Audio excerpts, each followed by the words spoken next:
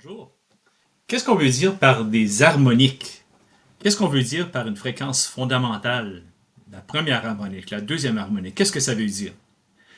Ici, nous avons une simulation dans GeoGebra qui a été produite par un autre auteur, pas moi-même, mais je vais vous passer le lien vers cette simulation.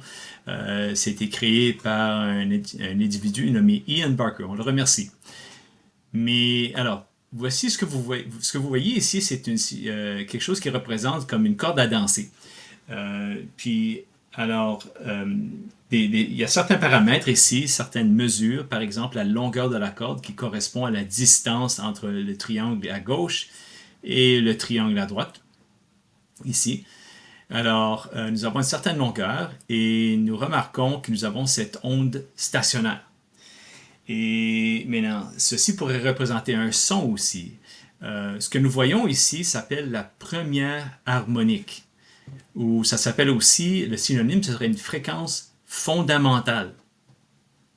Et ce n'est pas tout à fait évident, mais ce que nous voyons ici, c'est la moitié d'une longueur d'onde. La moitié d'une longueur d'onde.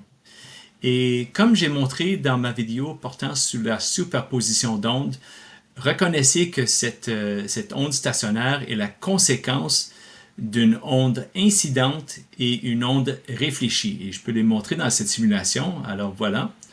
Alors la courbe bleue représente l'onde originale qui rebondit à droite pour donner l'onde verte de la même fréquence et même amplitude. Alors, je vais les cacher encore une fois. Et alors, la somme des deux, la courbe bleue, l'onde bleue et l'onde verte, nous donne cette superposition représentée par l'onde rouge. Et encore une fois, c'est simplement la somme de tous les points en Y le long de l'axe horizontal. OK, alors voilà la première harmonique, ou encore une fois, la fréquence fondamentale. Je vais passer à la deuxième harmonique. Voilà. Et maintenant, remarquez que nous avons maintenant un node au centre, un node qui s'est ajouté. Nous avons aussi un node à gauche et un node à droite. Alors, nous avons trois nodes. Nous avons aussi deux antinodes. Les antinodes correspondent aux points ici, le long des lignes oranges, où nous avons le mouvement maximum des particules ou de la corde. Et remarquez ici qu'il s'agit d'une longueur d'onde. Donc la longueur d'onde, lambda, est égale à la longueur de la corde. Passons à l'harmonique numéro 3. Maintenant, remarquons que nous avons une et demie longueur d'onde. Alors, un cycle complet plus une autre demi. Alors, cette fois-ci, nous avons un node encore en plus. Donc, cette fois-ci, nous avons 4 nodes, mais 3 antinodes. Et nous donnons cette valeur, une valeur représentée par la lettre N. N représente la troisième harmonique, harmonique égale 3.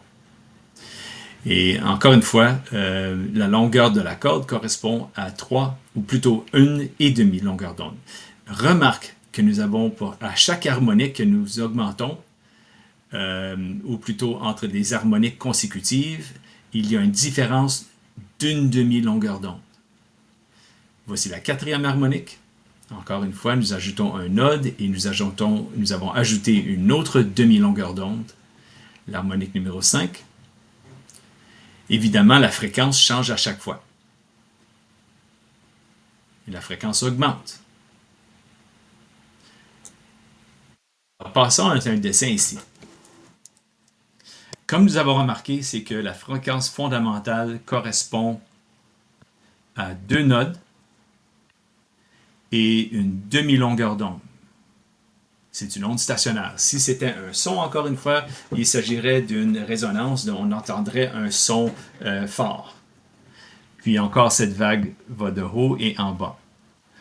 Maintenant, encore une fois, la distance ici correspond à la longueur de la corde, qui est représentée par la lettre L, et nous voyons une demi-longueur d'onde. Encore une fois, ceci est la fréquence fondamentale, ou la première harmonique qui correspond à N égale 1. Alors, très important de remarquer ici que la longueur de l'onde correspond à une demi-longueur d'onde. Si nous isolons lambda, eh bien, nous multiplions par 2 et nous remarquons la relation lambda égale 2L. Nous avons l'équation universelle des ondes, V égale F lambda plutôt. OK? Et ceci nous permet de déterminer la fréquence de l'onde. S'il s'agit d'un son, eh bien la vitesse ici va correspondre à la vitesse du son dans l'air à la température actuelle. Nous pouvons toujours déterminer la vitesse du son à partir de l'équation suivante. C'est une équation simplifiée qui nous permet de déterminer la vitesse du son par rapport à la température de l'air en Celsius.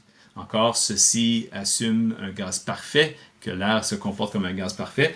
Alors, c'est une approximation de la vitesse du son à la température en Celsius. Alors, voilà. Alors, ceci nous permet de déterminer la fréquence si nous pouvons déterminer la longueur d'onde à partir de cette équation.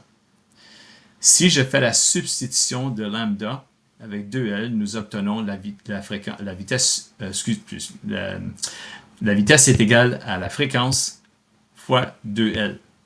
Et si j'isole la fréquence, en divisant par 2L, j'obtiens la fréquence égale à V sur 2L. Une équation qui est donnée sur votre feuille de pratique. Alors maintenant, passons à la deuxième harmonique. Alors cette fois-ci, encore, nous avons les deux nodes à la gauche et à la droite, et la node au milieu, et nous avons un cycle complet. Alors cette fois-ci, nous avons lambda. Encore une fois, la longueur de l'onde correspond à la longueur L, et nous avons la deuxième harmonique, ou aussi parfois nommée la deuxième résonance. Cette fois-ci, nous remarquons que la longueur de l'onde est égale à lambda, bien sûr. Remarquons que ceci est 2 fois une demi-longueur d'onde. Le 2 ici correspond à le numéro d'harmonique. Si je fais retourner en arrière ici, nous avons cette équation ici pour la première harmonique. Remarquons que nous pouvons écrire ceci comme étant L égale à 1 fois une demi-longueur d'onde. Enfin, dernièrement, la troisième harmonique, nous ajoutons encore une autre onde. Alors, il y a 4 nodes, 3 antinodes. Ceci correspond à n égale 3. Encore une fois, nous avons la longueur de l'onde, la longueur de la corde plutôt. Et nous observons que nous avons une et demi longueur d'onde. Alors, quand n égale à 3, la longueur de la corde correspond à une et demi, ou plutôt, on va laisser avec une et demi longueur d'onde. Et remarquez que ceci correspond à 3 fois une demi-longueur d'onde. Alors, le n ici représente le numéro 3. Alors, remarquez qu'en général, si nous connaissons le numéro d'harmonique n, eh bien, la longueur de la corde correspondra à n fois une demi-longueur d'onde. Alors, voilà, en général, pour les cordes vibrantes, les harmoniques, la fréquence fondamentale et un peu sur les équations que vous voyez dans votre pratique.